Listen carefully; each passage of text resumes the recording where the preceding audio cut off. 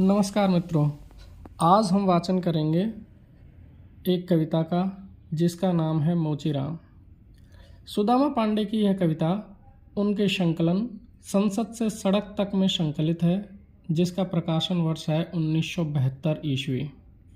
आइए शुरू करते हैं कविता को। रापी से उठी हुई आंखों ने मुझे क्षण भर टटोला और फिर पतियाए हुए स्वर में वह हंसते हुए बोला, बाबूजी सच कहूँ मेरी निगाह में न कोई छोटा है न कोई बड़ा है। मेरे लिए हर आदमी एक जोड़ी जूता है जो मेरे सामने मरम्मत के लिए खड़ा है। और असल बात तो यह है कि वह चाहे जो हो, जैसा है जहाँ कहीं है, आजकल कोई आदमी जूते की नाप से बाहर नहीं है। फिर भी मुझे ख्याल रहता है कि पेशेवर हाथों और फटे जूतों के बीच कहीं न कहीं एक आदमी है जिस पर टाँके पड़ते हैं, जो जूते से झांकती हुई उंगली की चोट छाती पर हथौड़े की तरह सहता है। यहाँ तरह तरह के जूते आते हैं और आदमी की अलग अलग नवैयत बतलाते हैं। सबकी अपनी अपनी शक्ल है, अपनी अपनी शैली है। मसलन एक जूता है। जूता क्या है? चकतियों की थैली है। इसे एक आदमी पहनता है जिसे चेचक ने चुग लिया है। उस पर उम्मीद को तरह देती हुई हंसी है, जैसे टेलीफोन के खम्भे पर कोई पतंग फंसी है और खड़खड़ा रही है। बाबूजी इस पर पैसा क्यों फूंकते हो? मैं कहना चाहता हूँ, मगर मेरी आवाज़ लड़खड़ा रही है। मैं महसूस करता हूँ भीतर से एक आवाज़ आती है, कैसे आदमी हो, अपनी जाति पर थूकते हो। आप यकीन करें, उस समय मैं चकतियों की जगह आंखें टाँकता हूँ और पैसे से पड़े हुए आदमी को बड़ी मुश्किल से निभाता हूँ। एक जूता और है जिससे पैर को नांग कर एक आदमी निकलता है सैर को। न वह अक्लमंद है न वक्त का पाबंद है। उसकी आंखों में लालच है, हाथों में घड़ी है। उसे जाना कहीं नहीं है, मगर चेहरे पर बड़ी हड़बड़ी है।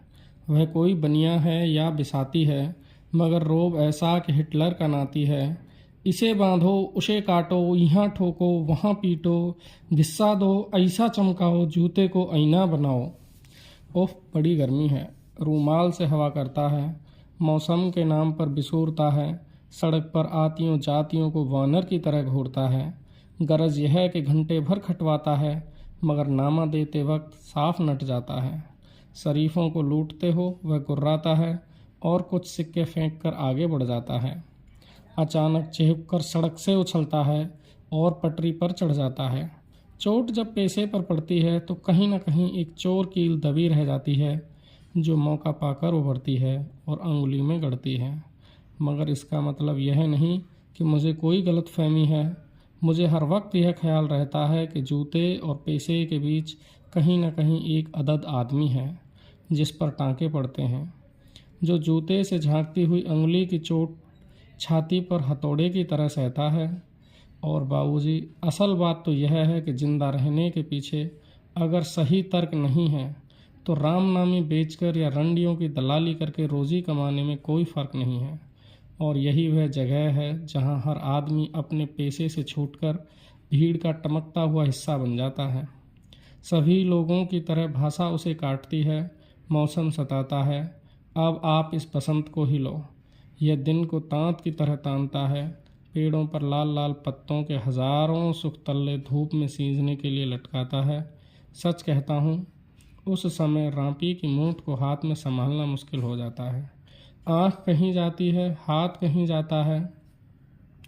मन किसी झुंझलाए हुए बच्चे सा काम पर आने से बार बार इनकार करता है।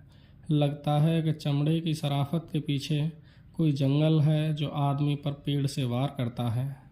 और यह चौंकने की नहीं, सोचने की बात है। मगर जो जिंदगी को किताब से नापता है, जो असलियत और अनुभव के बीच खून के किसी कामजात मौके पर कायर है, वह बड़ी आसानी से कह सकता है कि यार तू मोची नहीं शायर है। असल में वह एक दिलचस्प गलतफहमी का शिकार है, जो वह सोचता है कि पेशा एक जाति है और भाषा पर आदमी का नहीं, किसी जाति का अधिकार है।